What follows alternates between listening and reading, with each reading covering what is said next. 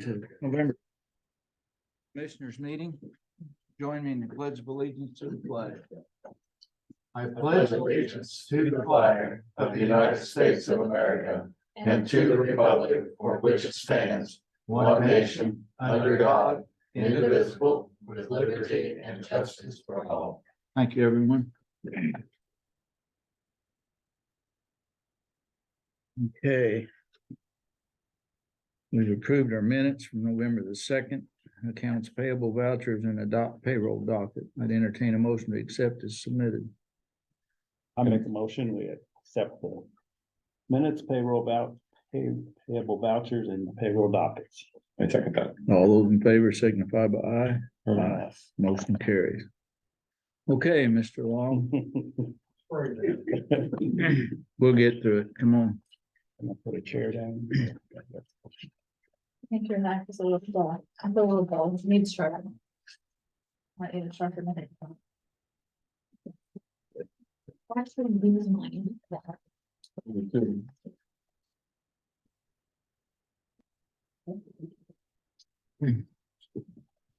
Don't do that. Tell you it's hard. It is.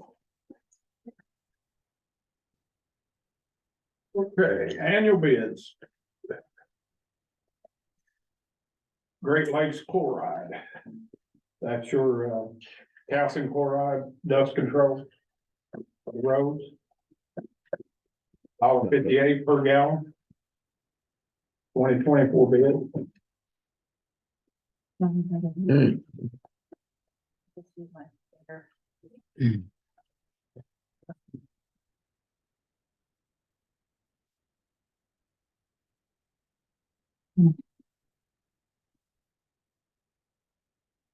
Asphalt Materials Incorporated.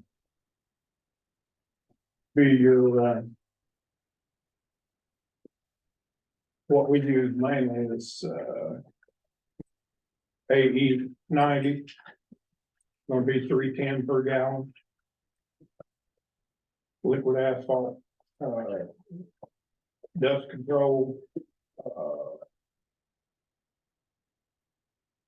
chip and seal oil, the Durapatcher oil, and then they've got a tanker where they store it in. And there's several little ones, but he uses that AE 90 mostly. That's asphalt material bid.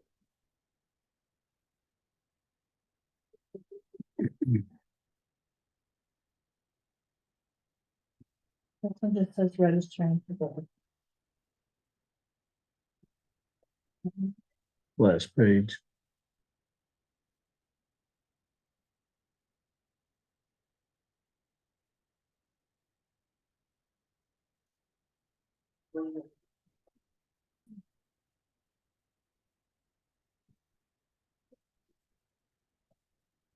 OM Traders Corporation, Fort Wayne, Indiana.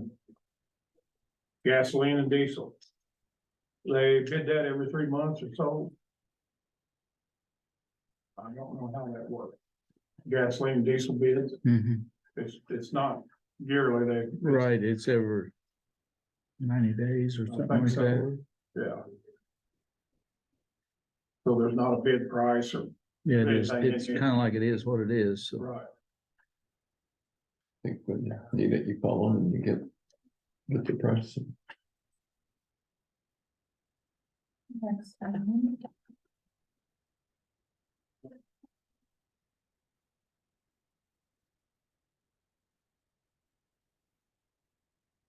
All Star paving. Paving bids,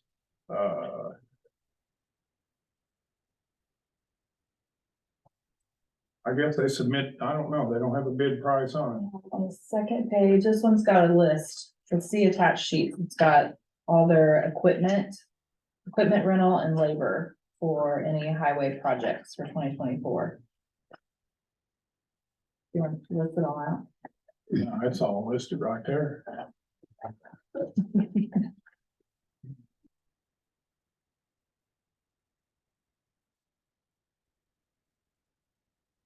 Mac Construction.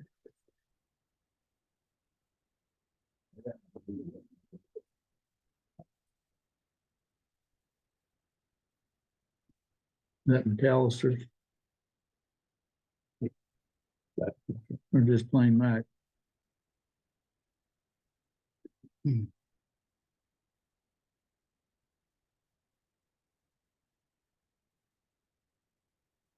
Finger on. Do that. Man, they got that taped up where nobody did that.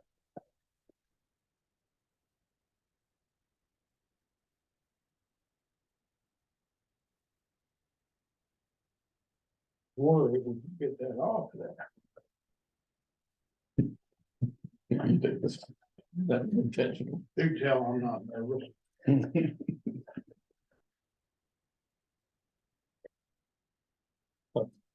That was just tape stuff. You got the easy one, didn't you? No problem. Okay.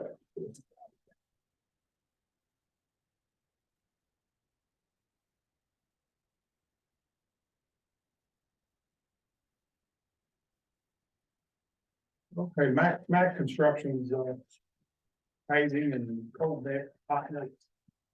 Base mix, nine mix, you know, it really depends on what they're gonna use, their base mix is gonna be $47. Their cold mix is $140 per 100.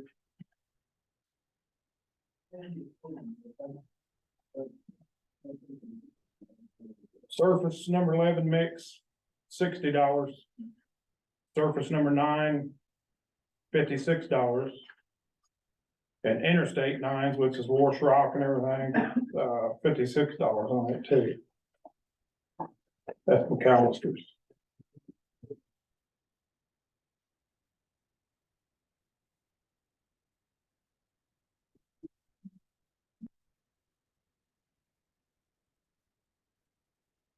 This is asphalt fields too,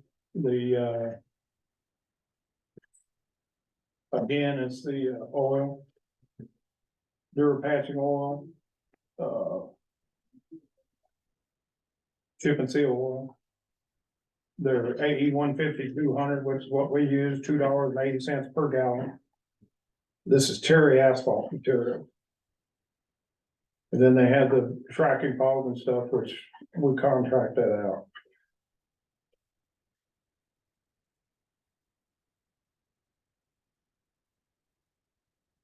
This one's KLB excavating, this is the labor rates for equipment and rental, again, so this is just a itemized list. Marathon Petroleum. At the AE 90 again, the oil, $2.90 a gallon. RS2 AE 90, which is just a little better, now with the less grade, $2.60. We don't use it anyway. Marathon Petroleum.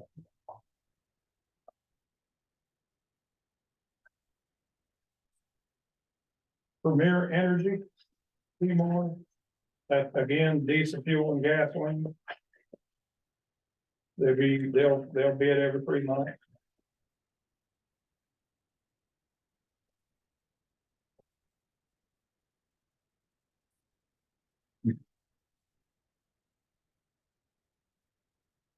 Okay, water, this would be for culvert pipe,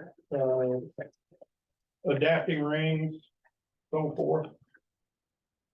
Split ring adapters.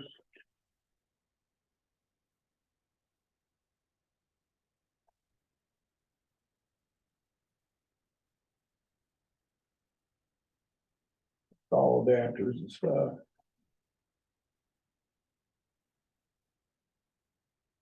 For their.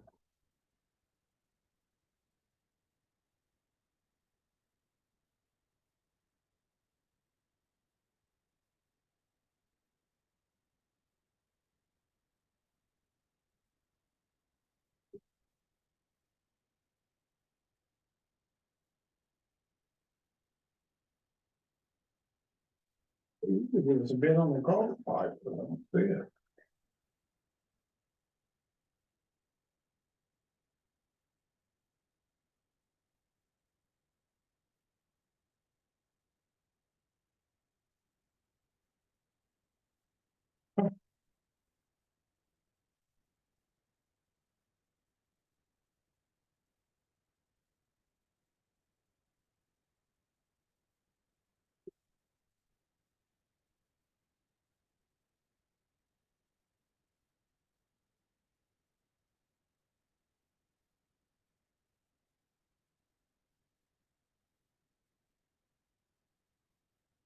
Right nowhere.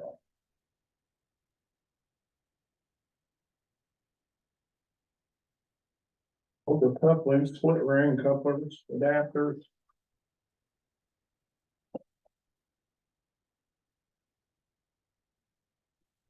Maybe that's what he's calling us, it's adapters and everything, he don't have the price on pipe.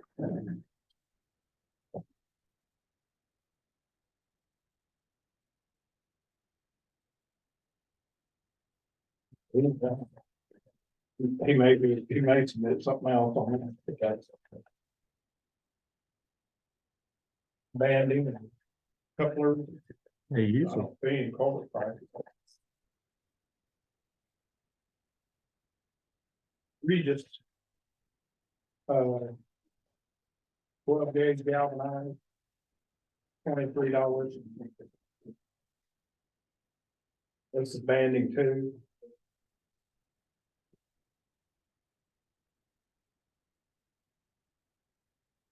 Well, the biggest part of it's galvanized, we use more plastic than we do galvanized. They got risers.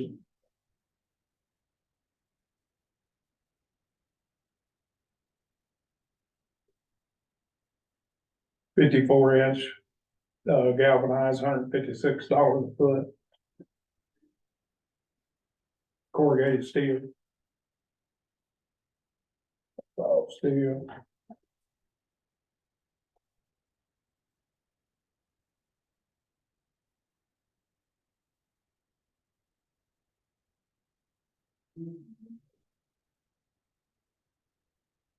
Adapters, bands.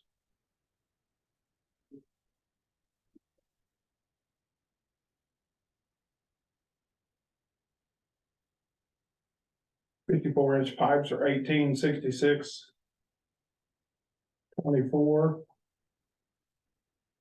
Regis out of Indianapolis.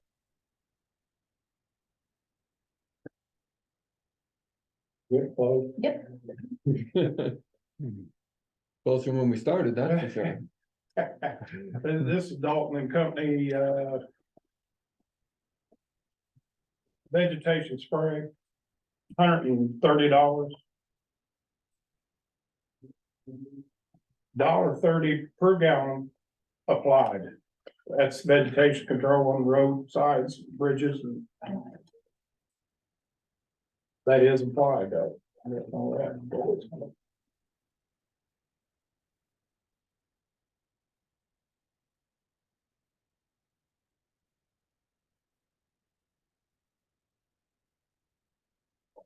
Dave O'Meara. Again, it's asphalt number 11 surface, $71. Number 9 surface, $68. A 5 inch base surface, $64. Cold mix, $175 a ton. Dave O'Meara.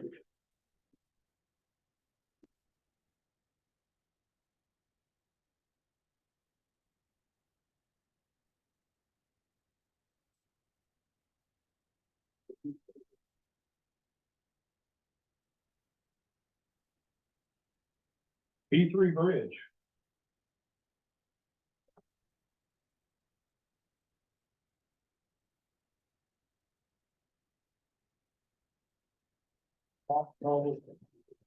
Multiple. The box culverts stuff they pretty well contracted out in more. Still give them an idea of what they got.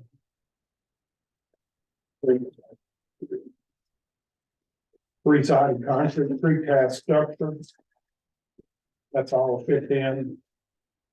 3,600.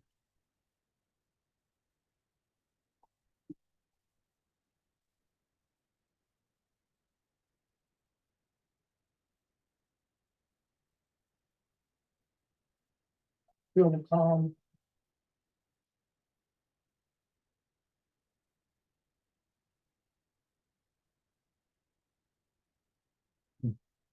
Culverts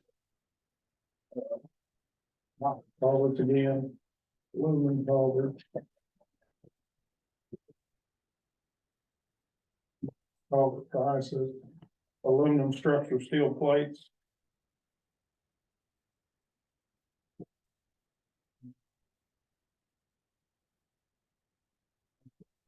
if we get some plastic stuff. Okay, dual wall pipe, 24-inch, 2288 per foot. Couple of prices are 33.45.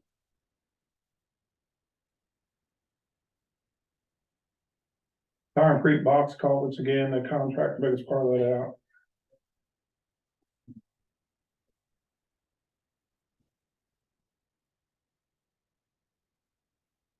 Jacoby Oil Service, that's gasoline and fuel again. It'd be quoted every 3 months too. I mean, they got prices here, 36.21 per gallon, 361. 36, well, I think we're safe to say we're not buying. Total price per gallon. And- That's if you buy a base price, 3,000 gallon probably. Mm. Gasoline, diesel fuel.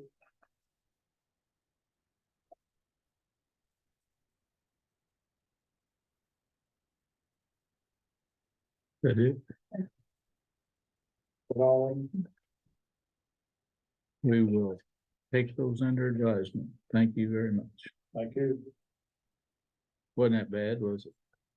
You girls are gonna take it. I think I'm not, but there's often the same, you can pick them up there. Thank you. Thank you, sir. Thank you. Okay, next we have amendments to the Unified Development Ordinance. And I'm gonna have Warren help us with that. He's so familiar with us, so. I'm gonna just step up there, Warren. I think there's what, three changes? Warrant Officer, I reside at 3611 West Ohio Review Road. I am a member of the Jefferson County Planning Commission. And as you're aware, probably a little over a year ago or so, the Planning Commission finished up the process of writing new uniform development ordinances for the county. And those had been approved and then were also brought to the commissioners for their approval. When they were brought to the commissioners for approval about a year ago, one of the things that came up is that there was a question over not having a definition for shooting range gun club included in it. So at that time, we'd had discussions that at some future date, we would look at adding a definition. We said we would time that as well as to when we were looking at making some other changes. With them being new ordinances, we felt that once we started to use those ordinances, there could be a few things that would come up. And since there's a little bit of a process, you have to have a public hearing and approval by Planning Commission after the hearing, and then it comes to commissioners. We wanted to wait a period of time until we had time to work on it, which we have had done. We had our public hearing on these proposed changes. And you have a resolution as such before you. I'll let you handle the resolution part, but I can go through these changes individually. And attached to it, there's an Exhibit A on page 20. The first proposed change that we're wanting, when we were using this ordinance, it came up that we had some problems on irregularly shaped lots that were unable to meet the 250-foot depth requirements. So we proposed adding some language that would allow a little more flexibility there on those lots.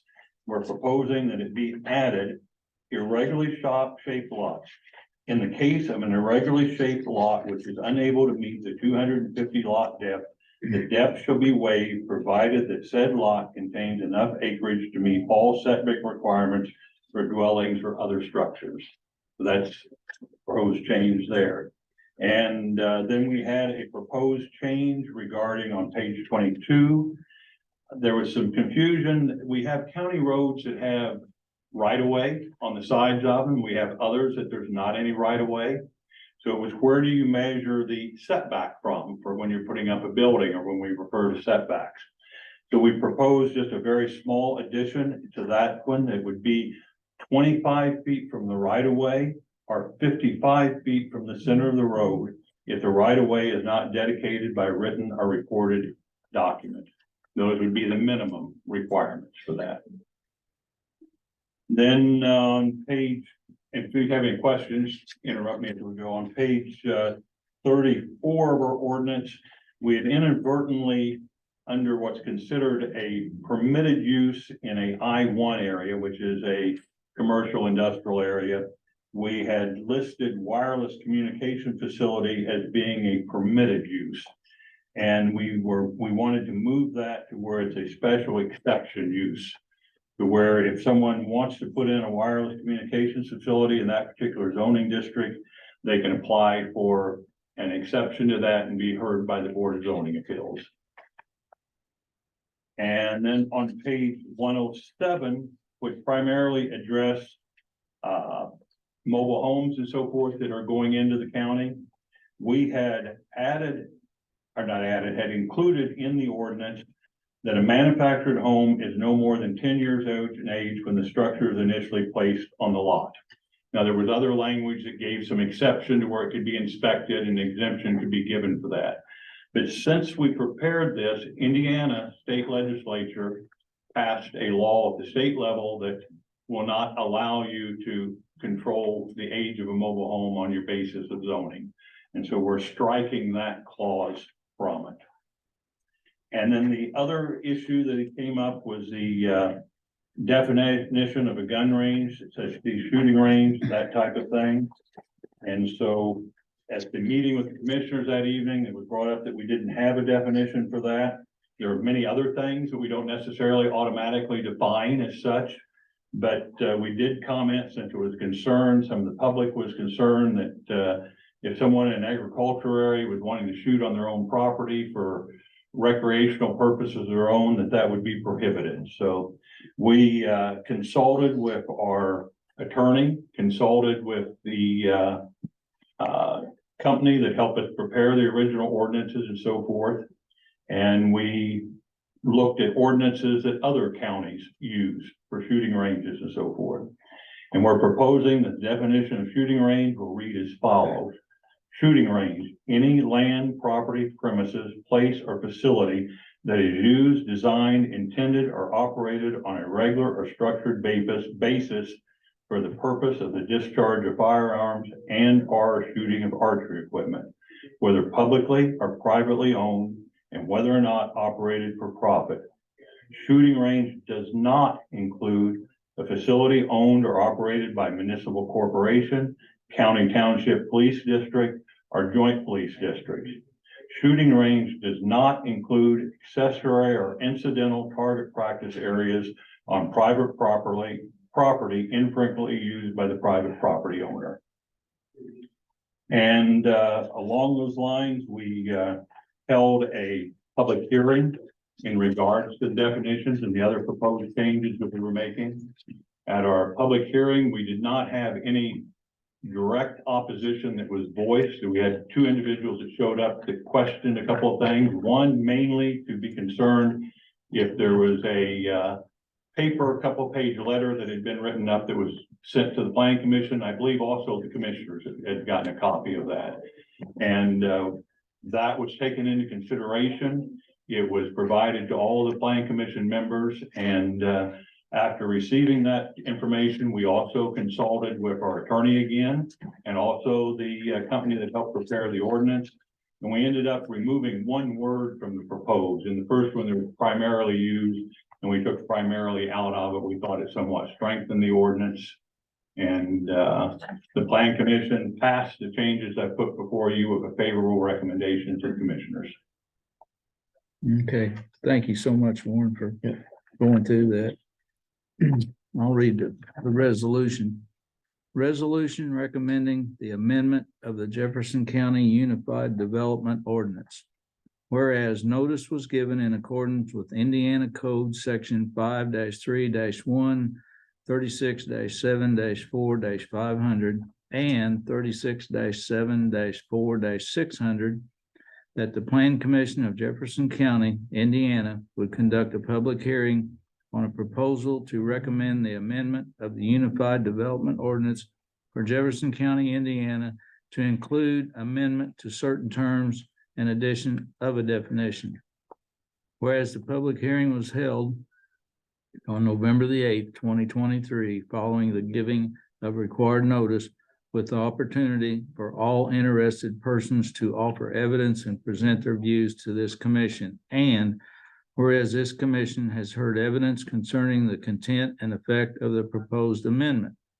Now therefore be it resolved by the Plan Commission of the County of Jefferson, State of Indiana, that the following be forwarded to the Board of Commissioners of the County of Jefferson with a favorable recommendation to amend the Unified Development Ordinance of Jefferson County as follows, and that's what Warren explained to us. And it has been signed by Warren and Lynette and the county attorney. So I would entertain a motion. Yeah, this, Did I miss something? well, I think we have an ordinance that we now passed to take on that favorable recommendation, so that was what, just saying and we have our ordinance that we will. Yeah, just your last, on the back side of that ordinance. I don't have it. I do, you can. Okay. read mine. Ordinance number 23 whatever it will be, an ordinance amending the Jefferson County, Indiana Unified Development Ordinance. Whereas the what would that be? Commissioner?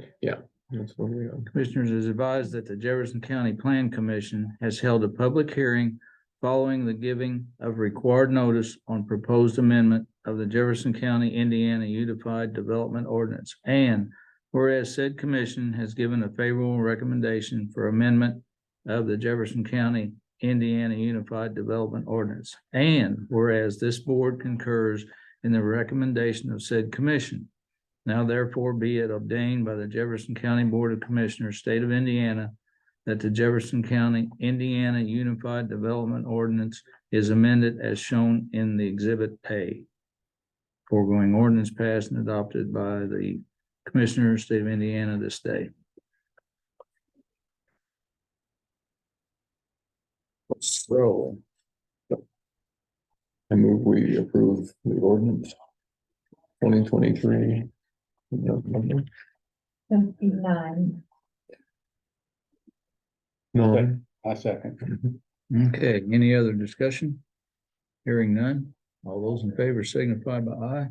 Aye. Motion carries 3-0. Okay.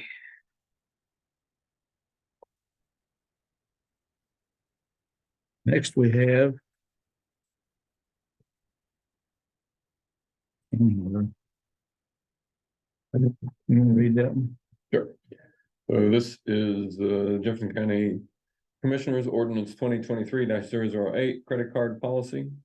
The Board of County Commissioners of Jefferson County, Indiana, the Commissioners, does hereby ordain and adopt the following policy governing all use of credit cards or similar credit transactions for services and or products by persons conducting business on the behalf of Jefferson County government or any of its various offices, departments, boards, or subunits, according to the following terms and conditions. 1, authorization for use of credit cards. The board, number 1, authorization for use of credit cards. The Board of Commissioners of Jefferson County, Indiana, or its designee, possess sole authority over the issuance of county credit cards or similar line of credit or credit transaction product. Number 2, designation of credit card issuer.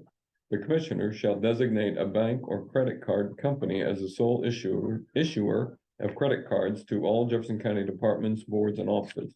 3, purchasing agents as applicant. The purchasing agent may apply to the Commissioners for issuance of a credit card in the same name of their department or office and shall pay the annual fee for its issuance, if any. Number 4, accounting system. The purchasing agent shall maintain an accounting system which shall include the name of the purchasing agent, their position, estimated amounts to be charged, reason for the charge, fund and account numbers to be charged, and the date the card was issued and returned. Number 5, use, custody, submission of claims, interest, and late fees. A, the auditor's office will maintain physical possession of county credit cards unless a written order or directive from the Commissioners provides otherwise. Cards will be signed out only as needed and will be promptly signed back after the purpose for which it was signed out has been accomplished, accompanied by the documentation required by this policy as interpreted and implemented by the auditor. B, submissions of claims to the auditor shall include the invoice and all supporting documents such as conference information, mileage report, validation of conference registration, a credit card transaction receipt, purchase receipt, or other documentation consistent with the policies of the auditor's office.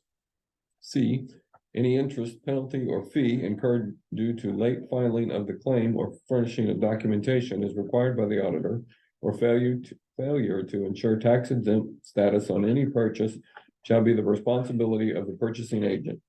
6, charge limit. The commissioners may set a monthly charge limit for each card issued under section 3 above. 7, permitted uses. For good cause shown, the commissioners may allow exemptions or expansions of credit cards used on a case-by-case basis. We're gonna renumber these or just go with.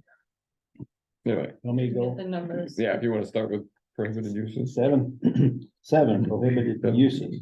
A county credit card shall not be used for any of the following purchases or transactions. A, any purchase for which there is not an existing and sufficient appropriation at the time of use. B, any cash advance. C, any personal or non-business purchases, including meals, may be reimbursable. D, any alcoholic beverage. E, fuel, maintenance, or repairs for a non-county owned vehicle, except rental cars. 8, discontinued use. When the purpose for which the card has been issued has been accomplished, or if use of the card has been discontinued, the card shall be promptly returned to the custody of the auditor. 9, loss, theft, or data breach. Any person in possession of a county card shall conclude that the card has been lost or subject to a data breach or hack, shall promptly report the incident to the auditor, and the card shall be immediately frozen or terminated. 10, misuse of card. The auditor shall report any misuse of county credit card promptly to the commissioners. The commissioners may revoke credit card privileges of any purchasing agent or other employee of agent of the county for violation of terms of this policy. In addition, serious violation may support disciplinary action, including termination. Repayment. Any interest, penalty, or fee incurred due to late filing of the claim or furnishing of documentation as required by the auditor, or failing to ensure tax exempt status on any purchase or charges incurred due to misuse of a county credit card shall be repaid by the purchasing agent within 10 business days of when the purchasing agent knows or should have known of the policy violation. This ordinance repeals any and all ordinances and resolutions or parts or ordinances and resolutions of the Board of Commissioners in conflict with this ordinance are not preserved hereby. B, and the same are hereby repealed, all of which is ordained this day. 23. Okay. Second reading. That's the second reading, right? Yeah, you can forego. So you make a Third. motion to forego the third, and then we can make, So I'll make a motion, we forego the third reading of this ordinance. have a motion to forego. I second that. All those in favor signify by aye. Aye. That motion carries. Now a motion to vote on the ordinance itself. I move we pass ordinance 2023-008 credit card policy as presented. I second. We have a motion and a second. Any other discussion? All those in favor signify by aye. Aye. Motion carries.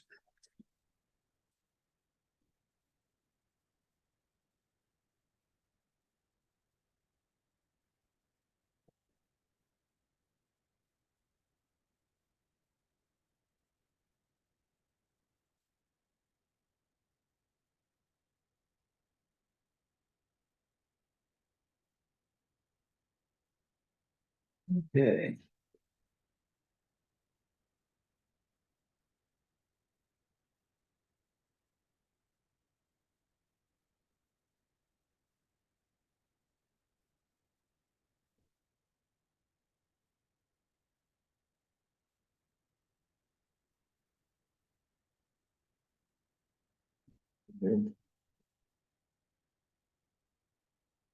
Okay. Christian, I know you got some exciting news to share with us, so. Monday, we got a special delivery. It's from the Best Friends Network. Sorry, my lips a little cracking. It's recognizing us for being no-kill. Our stats are all of our records from last year. Yeah, granted us this great achievement. Mhm. And we're tracking forward now. Right now, we're at about 6%, so we're even better than what this one was, because this one was for 10%, so we're getting to there. But we are officially recognized now in the nation, or for the United States, as a no-kill shelter. Congratulations. Thank you. Yeah, Well and it done. wasn't just me, there was a lot of people involved in getting that award. You guys and everybody backing us, what we do up there. Yeah. Did a good job. And other than that, I mean, we're just tracking along, we're doing pretty good here. Not a whole lot of, good, still working, we try and get them cats out the door. Still got a bunch. Yeah. Are they slowing down the way?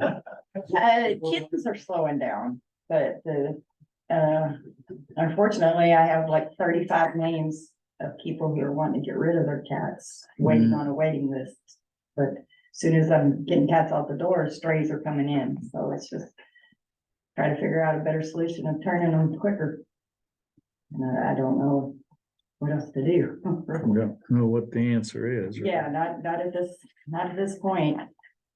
Hopefully getting the pub vet back in with spaying and neutering and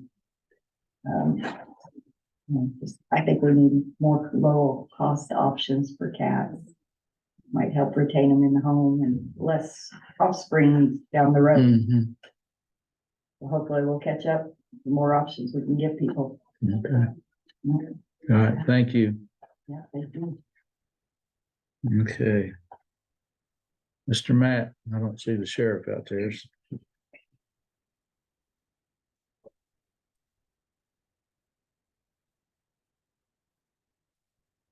Well, the EMPG grant got submitted, and I got a confirmation email about that a couple days ago. They're fine. So, they'll be reviewing those here in the near future, and let us know about how that goes. There's some other documentation we've been working on a little bit, and as we get a little closer to making decisions on this stuff, we'll be seeing that stuff, and then we can get that done as well. Our DIRA and SPR was due for an update. That's the threat hazard risk identification assessment and stakeholder preparedness review. Mouthful. Got that updated, some things we need to address and even got it done early. If you can see the paperwork, it's quite a metrics. Healthcare Coalition, this past week meeting, was a good time. Their annual conference is going to be held up there again. A lot of good information, and we partner well with them. They do a lot for us, including sending us to a couple of different conferences around the state and even the country. Some odd news is Harrison County EMS director reported that their first overdose of a drug called xylazine, or the zombie drug, happened in Harrison County. So it's in the area and all of it. So literally it's like eating them from the inside out. That's why they do it as the zombie drug. So evidently it's some pretty bad stuff. I've not had a chance to do the research on it since the meeting.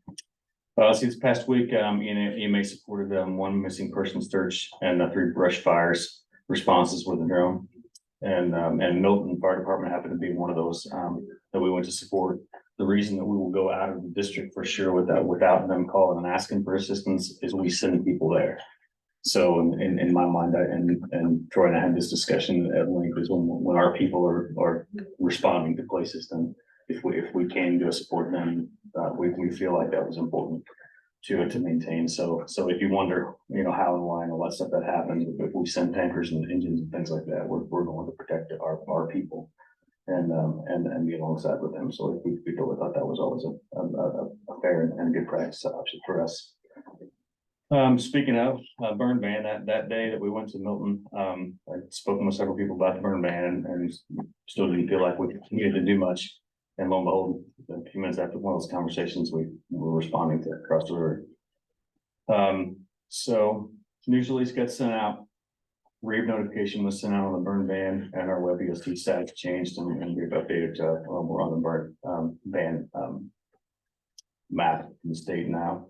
The signed ordinance that you guys, did, that's been uploaded as well, so the documentation's in there as well. I don't think we've gotten a lot of calls. I meant to try to get over to find out if we've had any since we've been, I think there's been a couple of calls, but not really a lot. I think there's been some people that's gone investigating because they've heard some things close to them, a couple of local fire chiefs and all of it, but I've not heard a lot of still about it. And got hung up at the proving ground today a little longer than I thought, so I was gonna get some information about whether we had or we did not. While I was out there today, I visited the Big Oaks Wildlife Refuge just to talk with those guys some about, what they're foreseeing and what's going on. I know Kentucky's getting hammered. They got crews from Oklahoma and I think Wyoming out there helping them. They've got a mess down there. And at the District 9 meeting, the National Weather Service was there, and my Spanish is not very good. The La Nina is our winter weather prediction from them, which is going to be unusually warm and unusually dry conditions for the foreseeable future. So that's not so good news. And speaking with the guys at Big Oaks today, they said they keep an eye on things well, and they think it's going to start raining sometime tomorrow afternoon. So hopefully we'll get some reprieve and they'll settle things down. We can let that burn ban and kind of get back up to normal life. During that burn ban, or during the district meeting, we talked amongst each other as emergency managers about, all right, what are the metrics are we looking at about making a decision to give you the best advice we can to make a decision on that. And National Weather Service, we lean on them pretty heavy, even up to a few hours before their status changed. They were still at just one level above nothing.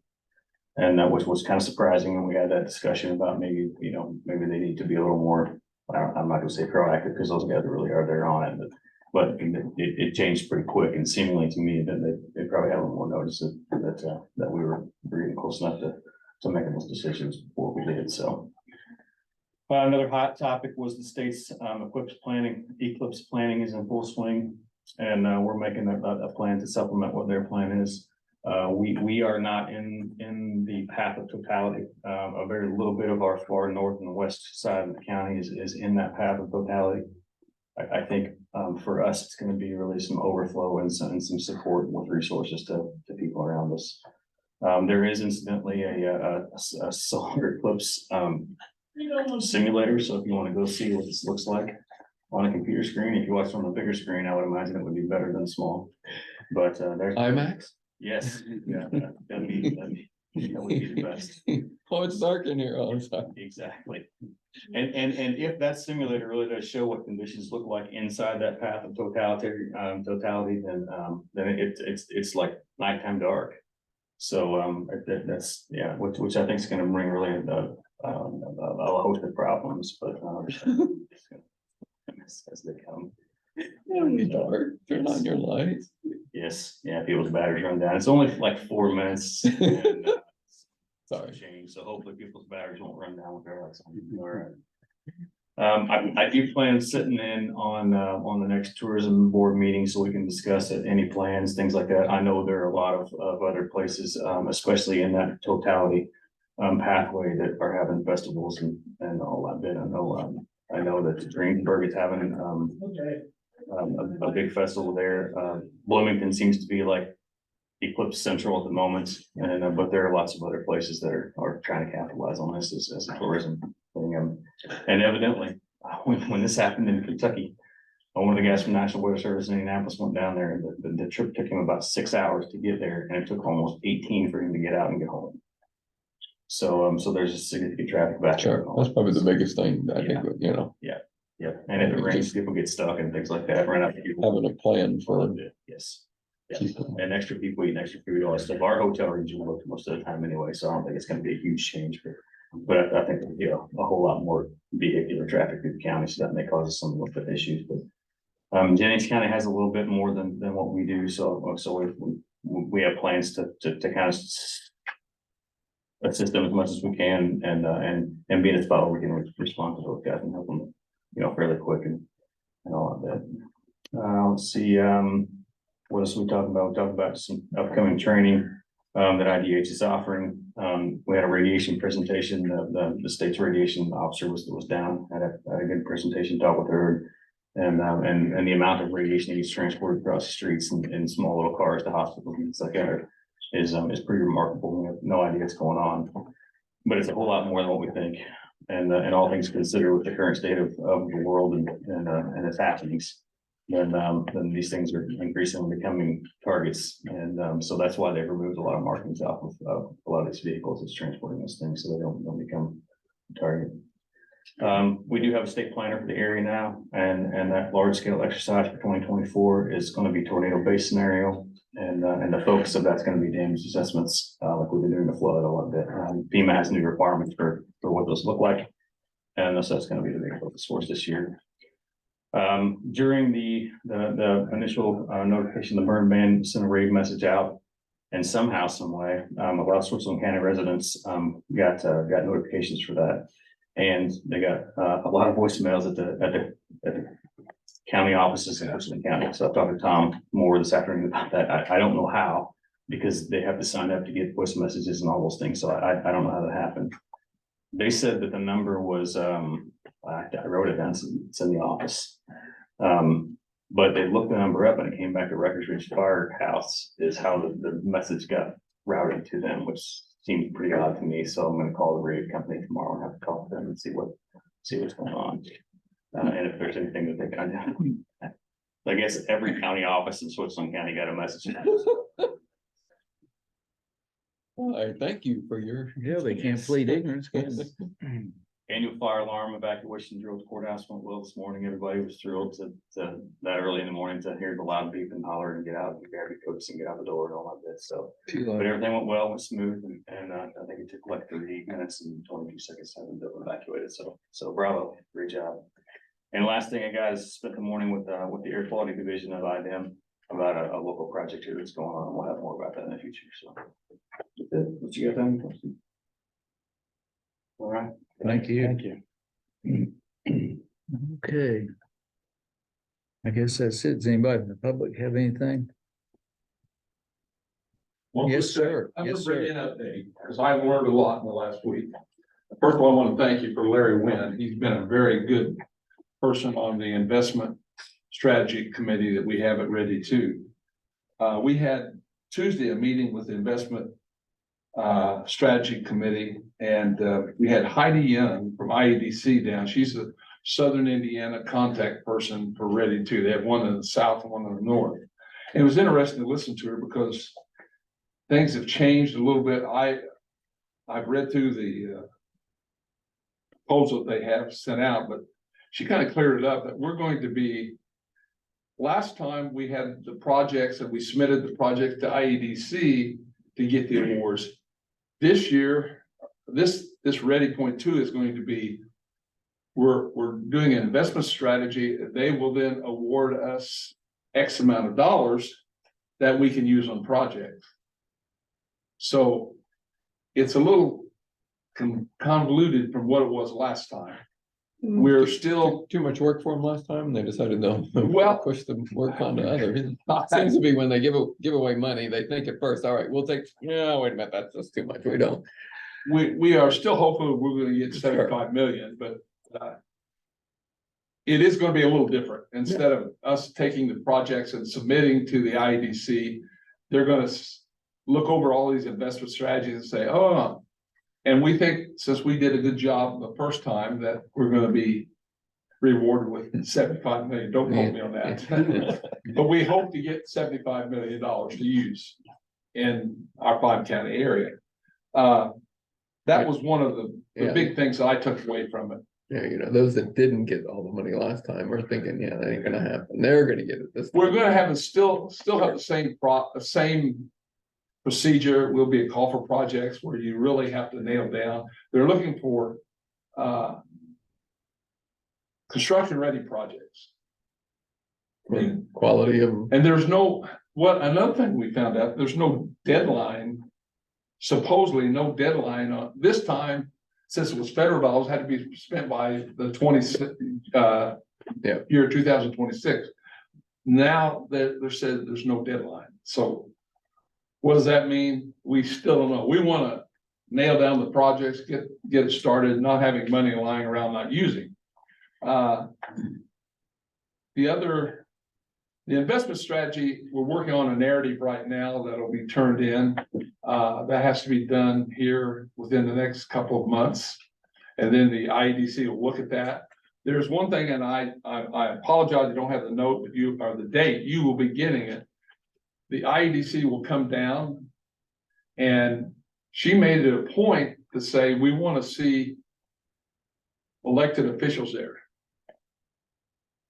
And so as soon as we find the date and when that is, I'm sure we'll update you on that when that date is. But we're going to try to get as many elected officials there to show that there is that cooperation. And that's what they're looking for. I guess, I don't know if this is driven by the legislature. I mean, the other was kind of the governor's idea. The legislature kind of came into this more. So when we find that date out, I want to make sure that you all know about it at least. Our next meeting will be December 1st at Ivy Tech at 10 o'clock in Sellersburg. And that's 10 o'clock, Commissioner Bremer. I'll get there when I can. Sorry. And we're just learning things as we Doing go. county business, I just can't. We're learning things as we go through this, because things have changed a little bit since the state dollars, not federal dollars. And but I do want to thank you for appointing Larry. Owino has been a real good. He asked a lot of questions. He's learning. A lot of these people in the investment strategy committee have no idea about Ready One yet. So we've been bringing them up to date on that. We have 2 members from the RDA on that board, of which I'm one and Dana Hubers is the other. But it's really working out well, and we're starting down that path, and we just hope we get to 75 million. But thank you, and we will. New set of eyes to look at these things, and I think that's a good. I just want to keep you up to date. Thank you, Steve. Appreciate it. Anybody else? Either of you gentlemen have anything? We just had the community needs assessment kind of got finished up from Cincinnati, University of Cincinnati. They had a Zoom over here next door. Didn't get to go to all of it. You didn't either, did you, Bob? But I believe early. yeah, that's all right. Anyway, it's quite a proposal. I think there's still some gaps in it, but it's really starting to look pretty interesting. And they finally narrowed it down maybe to like a 16-bed facility for the size of our community, but that's still up in the air a little bit. That's pretty fascinating. It's good. It's a good report. Could be a little better. But they're working on it. I don't know what they got over there a while ago. So we'll get an update. Dr. Hicks is going to be here December, what is that, Sarah, 7th meeting? He's going to give us a little more of an update on this. He's digging into it. So our next commissioner meeting, he'll be here for a few minutes at the meeting to update. And I think that's all I have. Don't burn your trash outside right now. Buy a trash card, take to the trash. So we have a county program and we sell trash cards. Which went really well. We sold over 600 cards in the week that we were out on site. And in doing that, then we wrapped up 23 sales, and I believe we sold just shy of 1,700 cards last year. So hopefully with a few more random card checks, that was the biggest complaint whenever I was out talking to the public was that they were buying a card and they don't feel like the cards are getting checked, and they want to show their card to show that they bought because they do not believe that everyone else has. And they feel that everyone should have to pay their share. So I think those random card checks are going to be essential to building that program. I think we can talk to the drivers and press on them to every other one or whatever gonna see your card. Right. Randomly once a month at a Right. site. I think it would make the taxpayers happier with that program as well.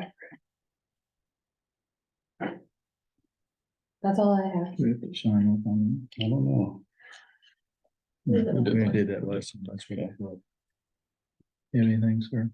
So I know I keep saying this, but I think this supposed to be tomorrow, the service water master plan. They were putting together some cost figures just to allow us to plan out into the future for projects. Should they come up, but trying to develop, you know, if it progresses, you might need some staff to help to work just on stormwater management stuff. So trying to lay out some of that stuff, how much we spent, I think,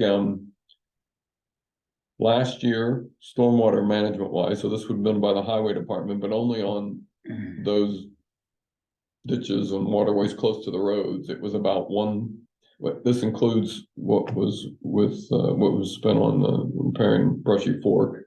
Oh, it's Labor Day. Yeah, but it was about I want to say it was like $1.8 million.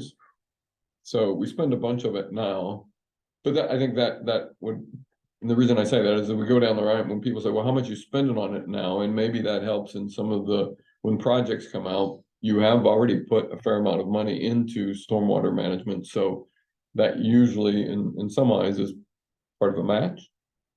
So we're already spending money on that. We wouldn't have to come up with additional funds to match something because we're putting in that kind of money in stormwater management now. And then the ordinance is kind of what follows, trying to work with the city of Madison. The city of Madison is this MS4, which is a special category.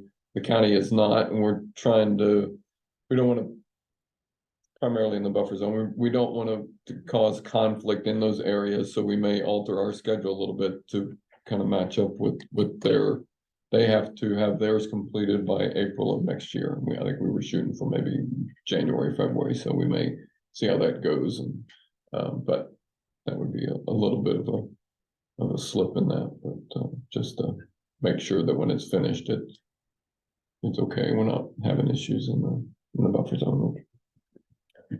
We always deal with, so that's all. Okay. Been working out at the jail. We are getting very close to crunch time.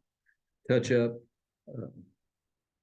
Few problems with control, but nothing major. Had some other little hiccups that were addressed and they've actually been taken care of. So it's nothing but positive from here on out. So I'm looking forward to telling the day that we get occupancy, but we are getting close. I'm gonna give an update on that, but it will be a nice establishment when it is completed. And it will be efficient, so kudos to everybody involved. That's all I've got. I'll make a motion with adjourn. I like that motion. Second Second, that. all those in favor signify by aye. Thank you, everybody.